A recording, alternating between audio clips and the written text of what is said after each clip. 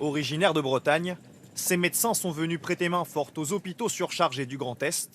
Après une semaine d'efforts, ils rentrent chez eux gratuitement en avion.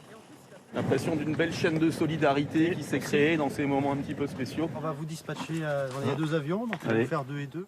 Un pont aérien lancé par l'association Aviation sans frontières pour répondre à l'urgence de la crise sanitaire. Direction Rennes, dans l'attente d'une nouvelle mission. C'est depuis cette école de pilotage basée à Logne, partenaire de l'association, que ces avions ont décollé. Les avions qu'on se sert pour le rapatriement, on a ici un TB20 qui est un avion pareil qui croise environ à 280 km/h.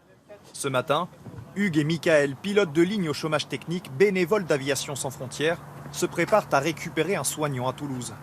Dernière vérification de l'appareil et aménagement sanitaire de la cabine. Le médecin que nous transportons sera en cabine à l'arrière. La cabine a été complètement désinfectée hier. Temps de vol prévu, 2h30 pour parcourir 700 km, 3 fois moins qu'en voiture.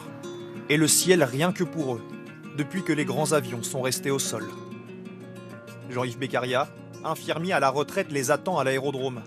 Il a voulu apporter son aide à ses anciens collègues de l'hôpital de Longjumeau, en région parisienne. C'est un juste retour de l'aide qu'ils m'ont apporté à un certain moment de ma vie. J'ai eu besoin d'eux et bien maintenant c'est un moyen de leur redonner. Atterrissage à Logne, l'ancien infirmier est déjà opérationnel. C'est quand même plus reposant que la voiture.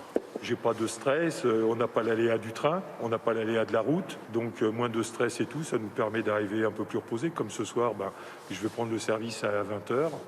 Jean-Yves pose ses valises pour un mois. Comme lui, une centaine de soignants se sont envolés pour apporter leur aide aux régions les plus touchées par le Covid-19. Partout en France, 600 pilotes volontaires se sont reconvertis en taxi du ciel.